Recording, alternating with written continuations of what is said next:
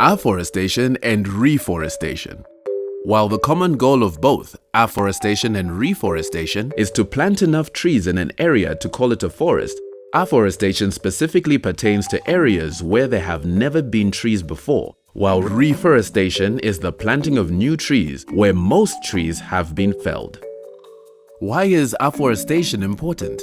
The forest areas of Namibia are on the decline.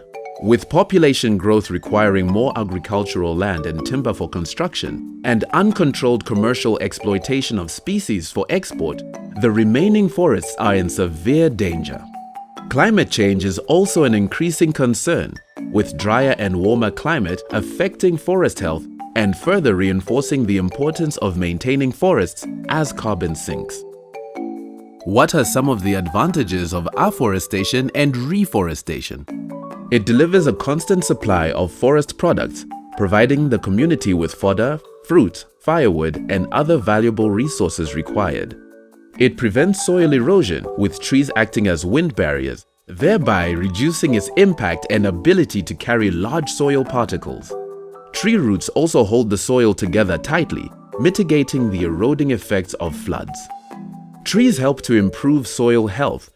Fallen leaf litter creates new organic matter in the soil, an important element of new topsoil creation. Additionally, the shade created by trees helps to moderate soil temperatures.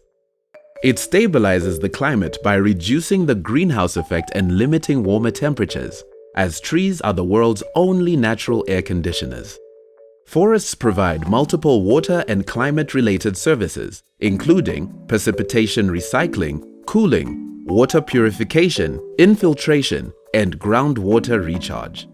Trees help reverse the greenhouse effect through the process of photosynthesis as they act as carbon sinks, thereby mitigating global warming and climate change. Identification of sites suitable for afforestation. Several environmental factors of sites will determine forest suitability, including climate, soil, vegetation, as well as human activity, and will also determine what species of tree to plant and what planting method should be used. When considering sites, make notes of the following: climate, including temperature, rainfall, relative humidity, and wind; soil type, topography, water table level; other biotic factors like historic and present land use, for example, livestock grazing in the area. Once an area has been chosen, the boundaries should be marked with boundary posts, especially so that cattle herders know to keep livestock clear, or a boundary fence to prevent trespassing and damage by grazing or browsing animals.